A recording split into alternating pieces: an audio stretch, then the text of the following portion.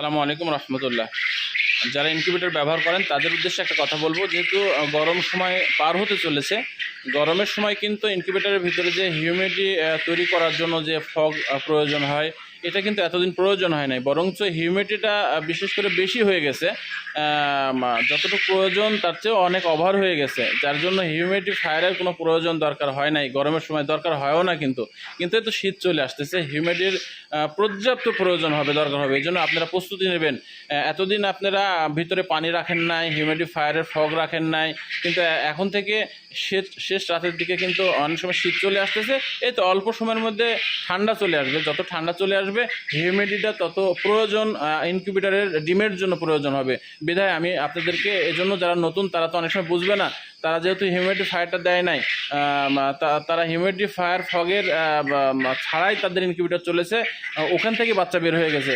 যেহেতু গরমের সময় হিউমিডিটিটা বেশি থাকে, বিধায় আপনার হিউমিডিটিটা ফগের প্রয়োজন হয় না।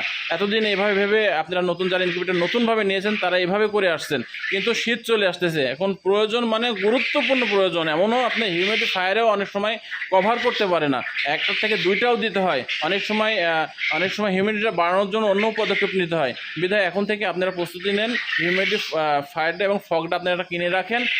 যে কোনো সময়ে ঠান্ডা চলে আসলে ওটা প্রয়োজন হবে, যার জন্য হাতের নাগালে আপনারা নিয়ে রাখবেন। আসসালামু আলাইকুম রহমতুল্লাহ।